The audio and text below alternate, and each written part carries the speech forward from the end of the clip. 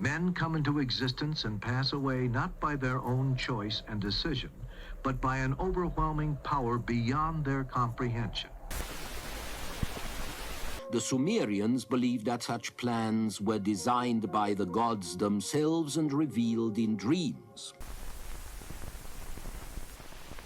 The subject of prophets and prophecy might come across as somewhat obscure, maybe something solely for the intrigue of a theologian.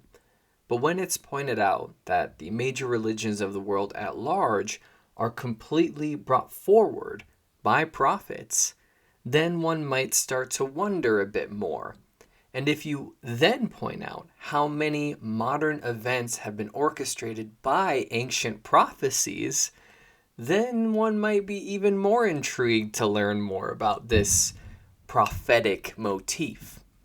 But in studying this motif across comparative religion, comparative mythology, you start to kick up the dust of something even more profound than this. Something that may just answer some of the most fundamental mysteries of prehistory. So let's ask, what is a prophet? What is the nature of prophecy? What are its implications? What are its mechanisms? And perhaps most importantly, what wisdom might this provide us in the modern day?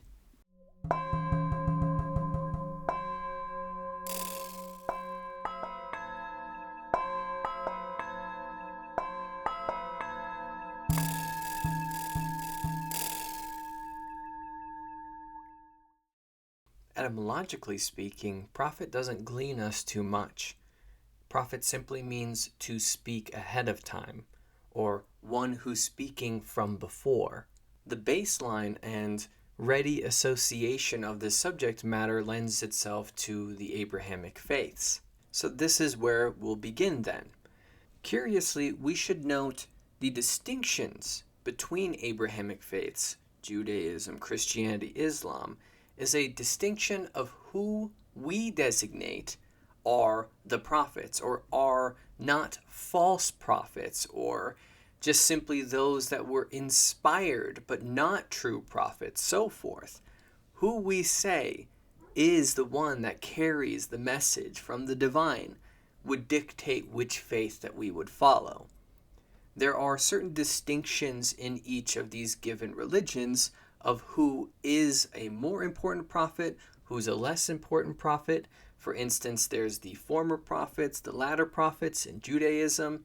The main prophets between Christianity and Judaism that are held up are Isaiah, Jeremiah, and Ezekiel. Both more or less would subscribe to the mutual belief that there are 12 minor prophets as well. By comparison, Islam is not as selective or takes more liberties with who it designates as prophets. For instance, Adam, Noah, Abraham, Moses, Jesus, and Muhammad are all viewed as prophets, canonical prophets. Some would point out how the Quran lists 25 prophets. Others would go so far as to say there's 124,000 different prophets throughout history. So then we should start to wonder what then designates someone as a prophet. And it's a question of if what they said came to be true. And in which case, if we look to the Bible proper, then the fall of Tyre, the fall of Babylon, Christians at large would go so far as to say that every prophecy in the Bible has come true, with exception to Revelations. And accordingly, if Revelations hasn't become true yet, then that would mean that it's not quite prophetic yet. And accordingly, the one who wrote that work is not yet a prophet. But that's only if we're being technical about it. When it comes to the Quran, there are a number of verses that are quite convincing in their prophetic authenticity. For instance, the prophesizing of fingerprints, the prophesizing of a future with pollution, even going so far as prophesizing the nature of cars and vehicles. So in this way, those that come to constitute scripture for this Abrahamic religion, are those that were viewed to be authentic channels or authentic voices for God or Allah or the divine. Then there would be several others whom were false prophets. So whoever is earnestly receiving this message, and then we have to additionally trust that the person that received this message put it down exactly as it was given. And we won't necessarily wonder about the intention of that individual. For instance, are we to believe that works such as Leviticus and Deuteronomy are simply that, a direct word from the divine, and that they are not ever infringed upon by political interests? Are we to say that the works of the prophets have always been, in each scripture, 100% uninvolving of themselves? If we do assume this, then we can assume that the works therein are 100% the gospel. But this whole subject matter brings up a number of very reasonable questions. And that is, do prophets continue? Did the voice shut off? And this isn't an outright discussion in Christianity. It varies between these Abrahamic beliefs, but we'll take the example of Christianity for this. One school of thought would be a sort of cessationism, where the belief, whether said aloud or unconsciously, is that it stopped.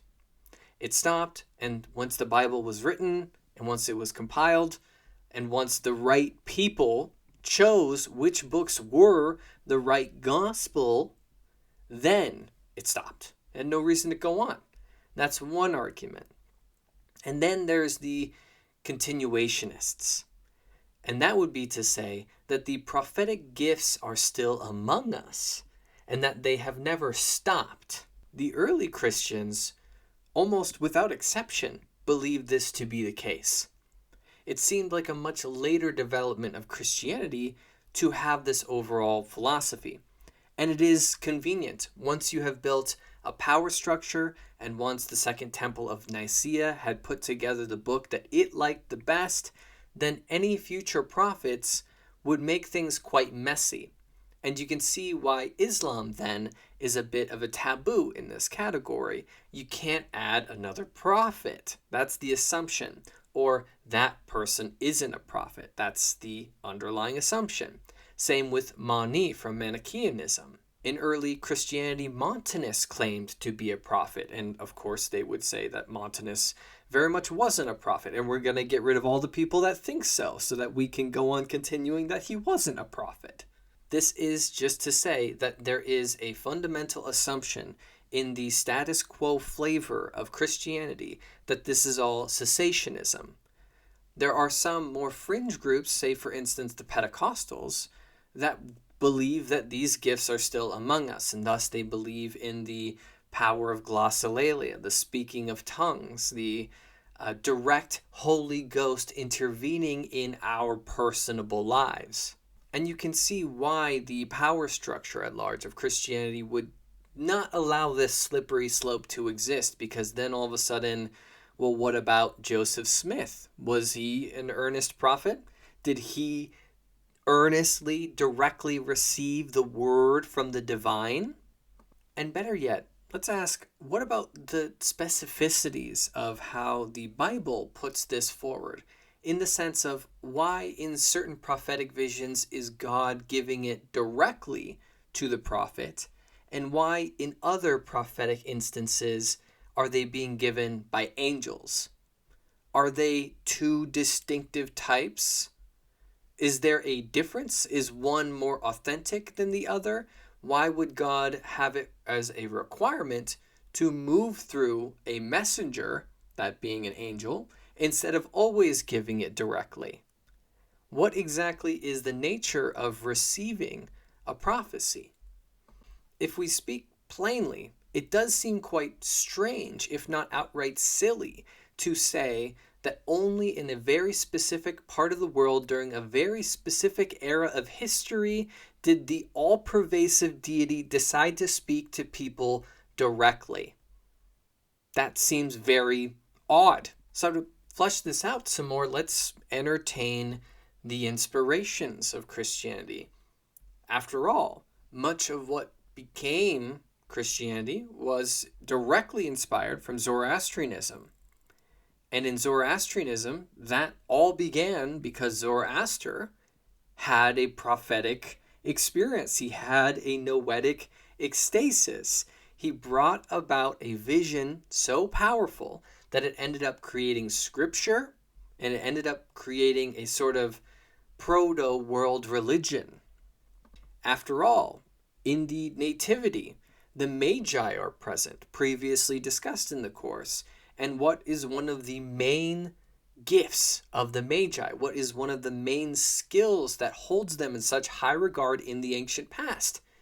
It's prophecy. Being able to discern prophecy through astrology and through dream interpretation. And thus, two interesting forms of how these prophetic gifts are given. If angels are constellatory, then that would mean to look in the heavens and to see the signs of the stars would be a sort of prophetic experience. Or is that going too far? On the other end, it's very canonical to think, yes, the prophets do receive dream visions. But then if we dial it back to the Magi and the Zoroastrians, then this is a very flushed out science, something that's been inherited into the deep past, all the way from Mesopotamia back into shamanism.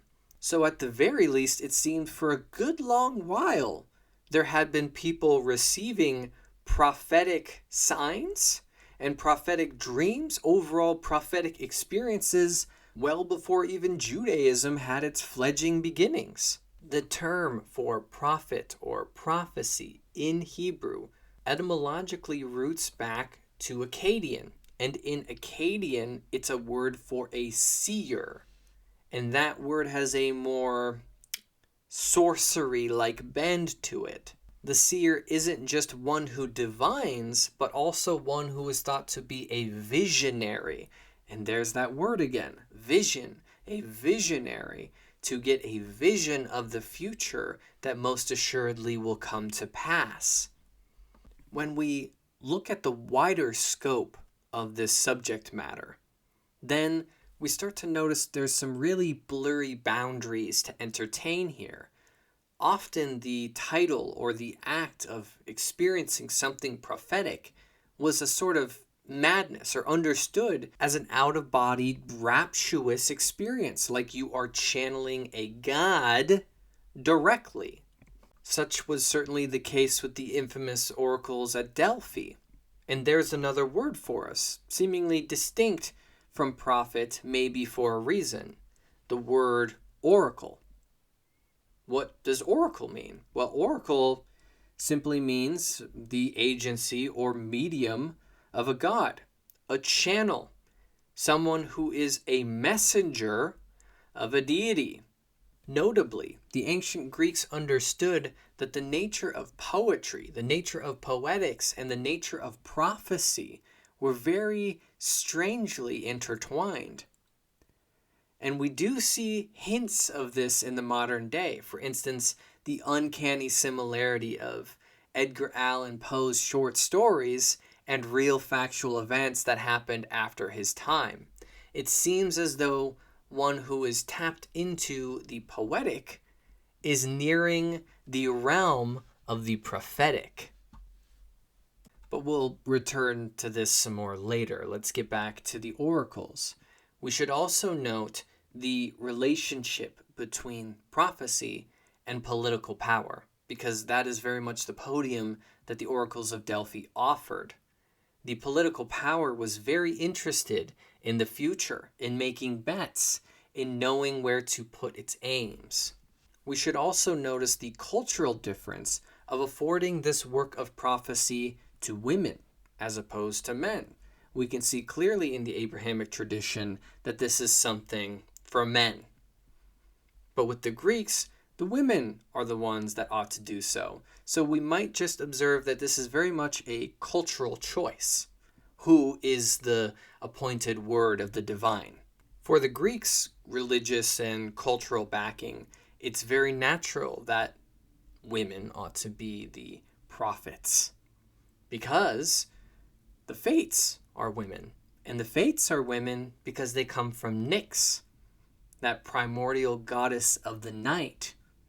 And that night offers stars, and those stars offer insights via astrology and signs. And the stars, or the heavens, inform everything that happens on the earth. This is the ancient belief. So accordingly, we ascribe that to the feminine, night to the feminine, and thus the Fates to the feminine. That's just one way of explaining the engenderment of the Fates. A notable difference between these oracles and the aforementioned prophets is that these oracles are soliciting this experience. This isn't an involuntary happening. They have a ritual that brings this about, that invites this vision in. They would channel the god Apollo to do so. So let's take some time here and talk about the nature and historical basis for spiritual communication. This act of channeling goes well back into the shamanic and is a staple within paganism as well.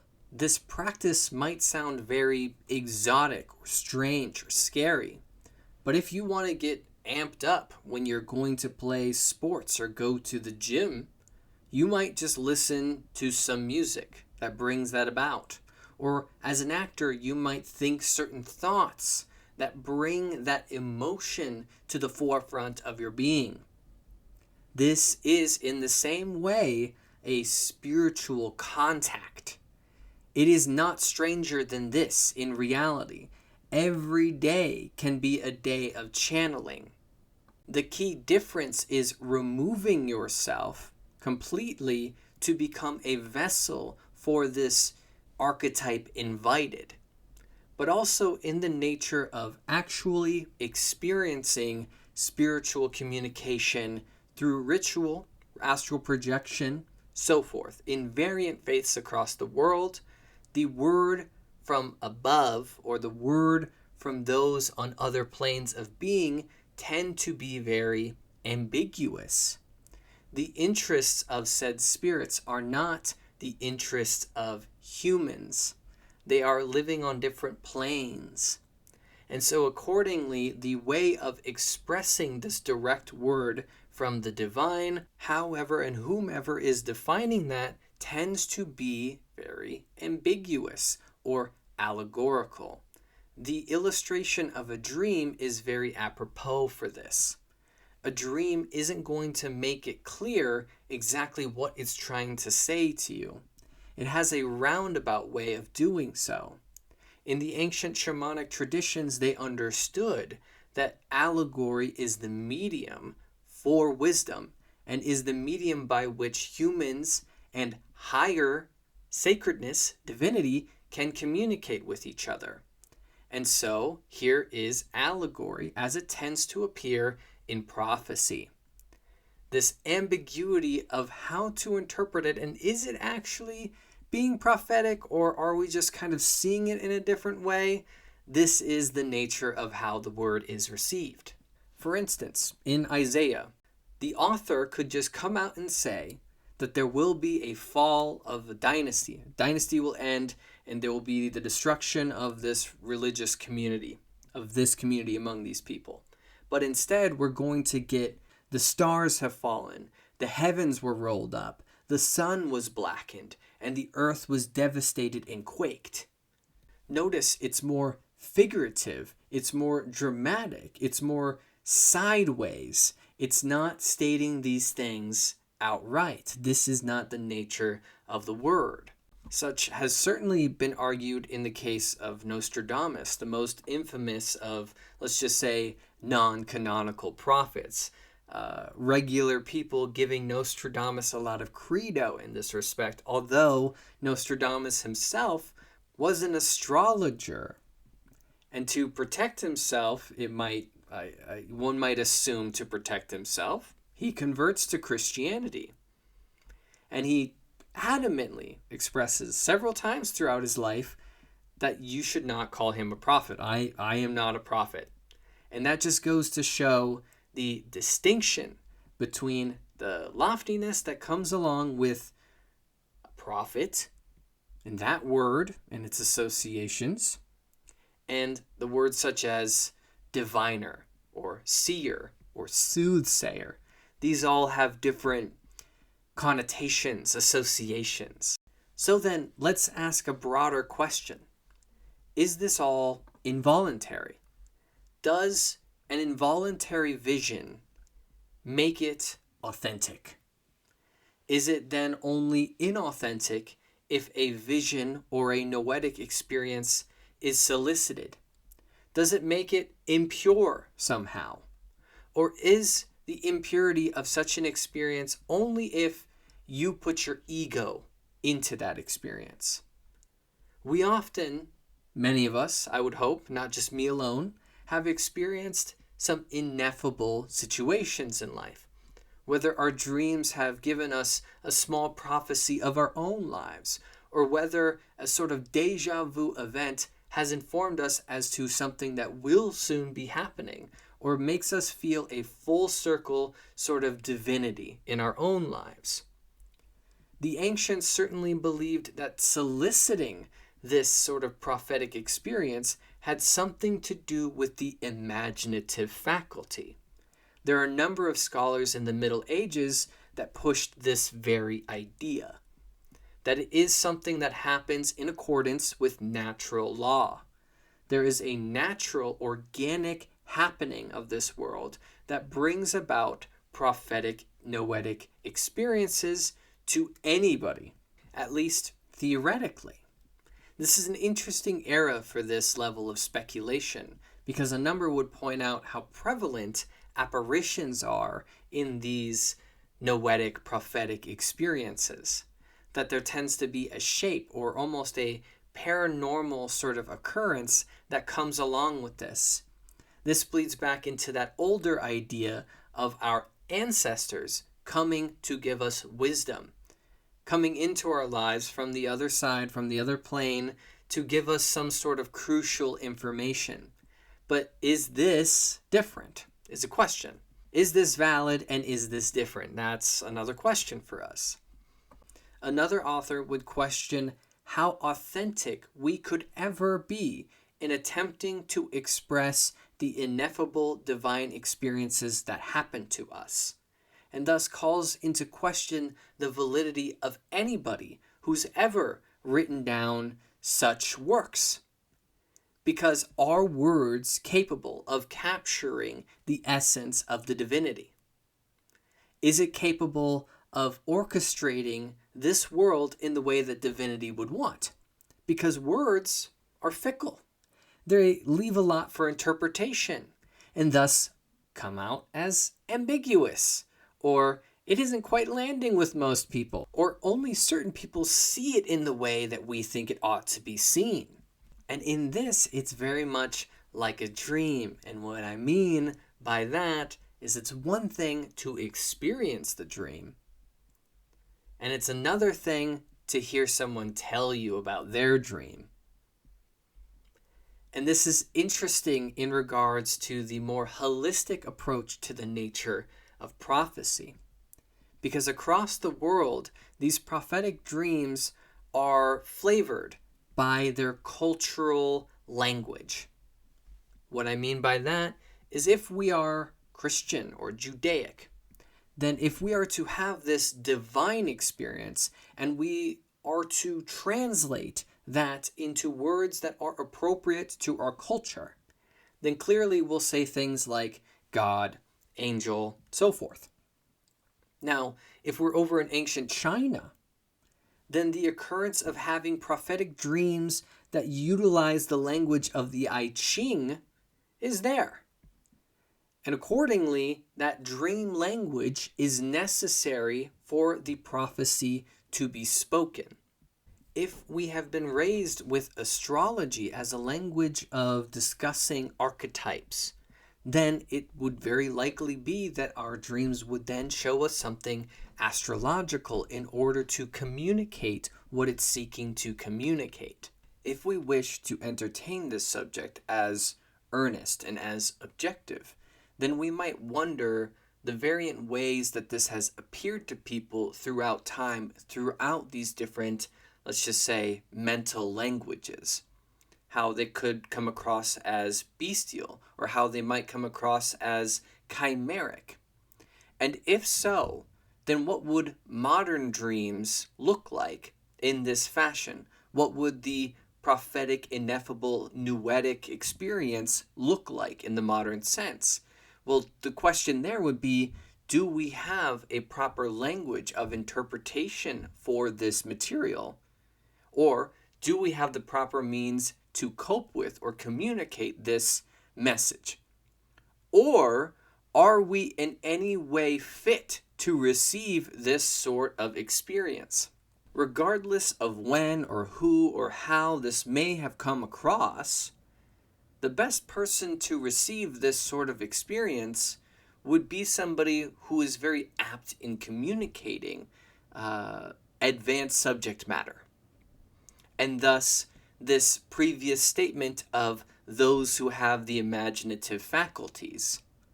Because it's not just a question of how to receive, but it's also a question of how to convey this, how to be that messenger. Who is a good messenger? Or, additionally, that they came up in a culture that disallowed these experiences to be expressed or to be received and to not be killed, excommunicated, chastised, what have you, for expressing these things. Of course, in the modern sense, this would be a quick trip to a psychiatric ward. But let's step back a bit on this. Let's step back from the dream experiences too, because we've registered that this is a form, a categorical form for the way that these ineffable prophetic experiences come to people. But it's not the only form. There's not only the sleeping dream, there's the waking dream, or the divine coming to an individual involuntarily or ritualistically in their waking life. Might bring about inspired actions to commit to things that you didn't consciously know that you were to commit to, or words that seem to spill out from your mouth that you did not have the previous conscious building of, if that makes sense. There are also voices that may come across. This is well documented into the ancient past. The voices that seemingly are of other, that are informing you or guiding you in a living or dream experience. And then there is the distinct form of a revelation or a great realization where you have come to understand something significant and spontaneously. So in this, how would you put to words the implications of that of which you have just now realized? This, call it divine experience, this very special experience that you've come to spontaneously, has implications that are challenging to share with even your most significant other. So this voice that comes to you, how would you call it, depending on what culture you're in? If this voice comes to you, you might call it an angel, you might call it God, you might call it one of your ancestors, you might call it an ascended master, you might call it what exactly? And that's the dream language issue. That's the cultural language issue. So in the instance that this occurrence, this special occurrence comes and it informs you something about the future, and this is something that you just so happen to communicate with other people, and it gets put down in a book, and then it becomes real, all those qualifiers would be necessary to designate you with a certain special word. But if it doesn't have implications to other people, it wasn't expressed to other people, or it just didn't simply have something to do with the future specifically, then it's not designated with this special word and is in fact usually reserved for words that are less positively associated. Diviner, seer, soothsayer, so forth. But all of this, in bringing up all of this and reserving most of this conversation for the Western tradition, all of it comes from animism and shamanism. This is not something that just sprung about in the Middle East. This is something that is in the fabric of all indigenous cultures across the world and can be found thusly. The gift of foresight, as it has been a long trope in our ancestry. Who it's given to or how it's brought about is understood differently depending on the culture.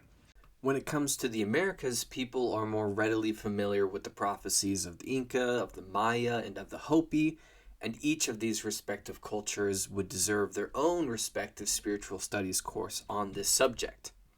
But since this is a broad session on the subject, then we're going to speak broadly about the approach of these cultures given the nature of prophecy. It's worthy of pointing out that these cultures have notable historic figures that are prized for their prophetic abilities.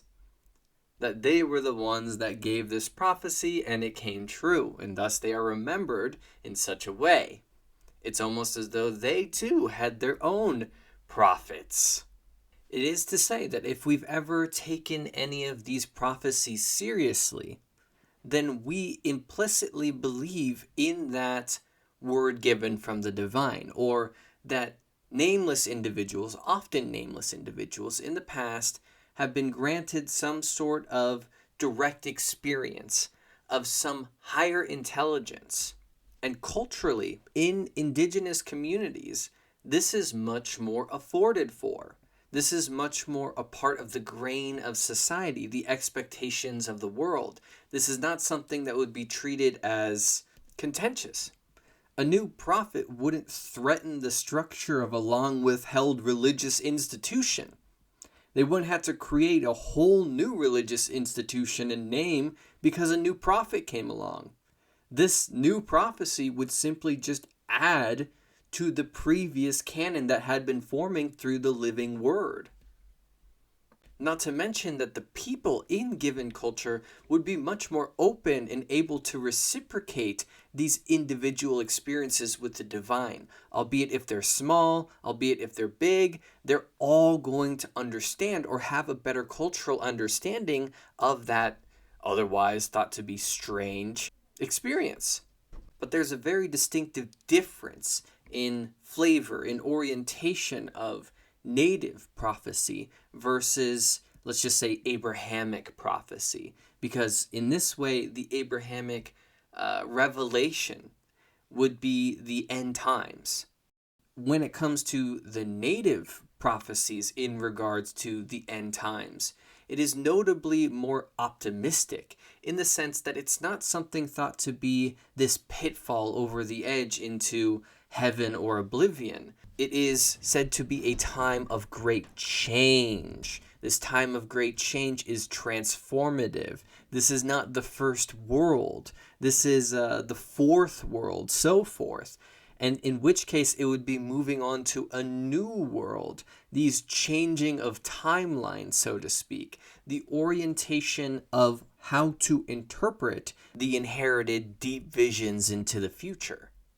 The native mentality is much more predisposed towards life being like a wheel or a circle or things having a season, things working in phases, as opposed to this more nihilistic blunder at the end of it all sort of approach. They are much more apt to speak about restoration and transformation than annihilation. So there might be something to be said about if these variant cultures have experienced the same prophecy, what would they take away from that prophecy given? It's another intriguing line to all this. Stepping away from that, in earnest, native prophecies are layered and very considerable. the number of very distinctive things that have been prophesized and come to be true in native traditions goes, I think, overall undermentioned.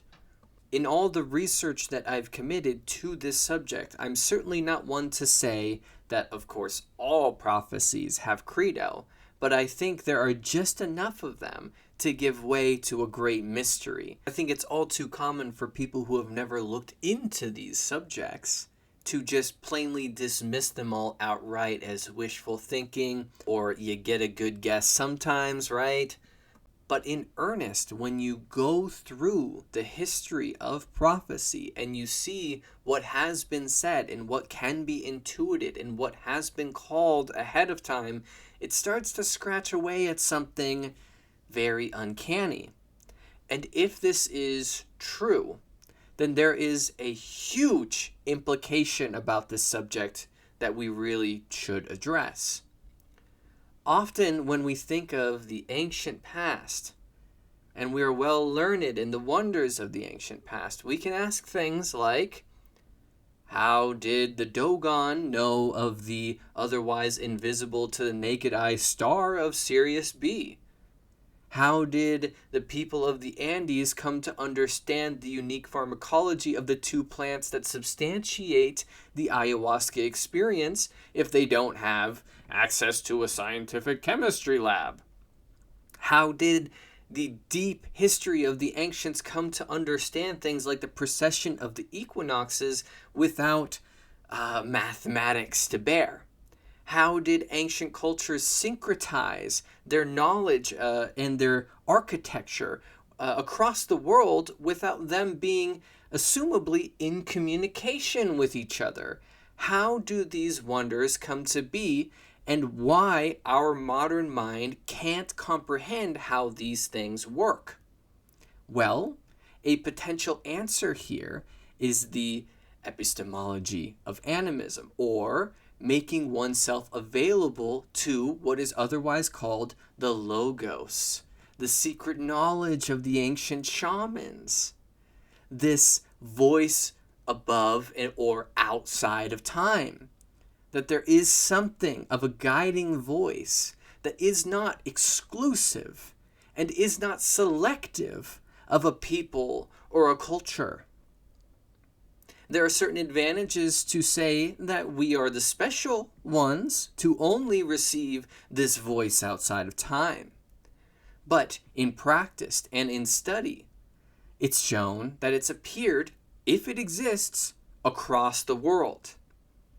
And so if this is the case, and perhaps we might assume that those of the ancient past were much more attuned to this voice, and to receive an answer and to not have to ask why. To receive a realization of something, a gift, and we might call this the ancestors. We might call this Great Spirit or Great Mystery gave this to me, or grandmother gave this to me. But it's all the same thing. This voice outside of time, or the superconscious, however we wish to categorize it. So this is a potential answer, not only to the nature of prophecy, but also the nature of knowledge in the ancient world, the inexplicable knowledge of the ancient world. And if this is true, then it compromises Western epistemology, and that just simply means how we know what we know. That there could be an access to knowledge outside of our comprehension, or that we've closed ourselves off to. And this closing off is in part due to this exclusivity, to say that this only happens to special people, that only special people experience ESP, paranormal, or these noetic experiences. And it's also to say that if our culture excludes this activity, if it considers it impossible, impractical, or outright insane, then of course it won't be fed, it won't be grown, it won't be nurtured, and this ability will just atrophy and atrophy and atrophy. If this is the case, then the reality or the ancient reality, at the very least, would be that this is a poetic reality, in the sense that this is a panpsychism, a ether that participates in all things, an akasha that participates in all things, whatever language we want to use to designate it. This is a field of knowledge that is always available in anything. A still mind makes itself available to the voices outside, or to this voice outside of time. And the clobbered, cloistered mind of modern man would be among the last to receive such a voice. And if this voice is true, might we call it the way? Might we call it God? Might we call it the Tao? If this voice is true, then it is, again, indeed everywhere. This ineffability is everywhere, available to anybody, that not only could come across in an involuntary sense, a sudden jolt, but also could come about in an invited sense. But in this invited sense, or in this involuntary sense, the best thing to do is to not put yourself into it, is to not include yourself into that experience. I hope this makes sense. To take yourself out of it as much as you can, and to instead become a vessel or a vestige of what this voice is presenting, and to honor it, and to know it to be true. This is a universal experience among all religious traditions. This potentially, if put appropriately, if put in the proper ways, and if presented in that earnest communication of each culture, is the unification of all spiritual traditions. Justin Martyr said, "For the prophetic gifts are among us." And a shaman would readily say that the Spirit is all about us. Why have you closed yourself off to it? And the Logos was a teaching voice, an inner prompting, a speaking thing. And the goal of religious life, the goal of the whole and well-lived life, was to come into connection with this thing called the Logos.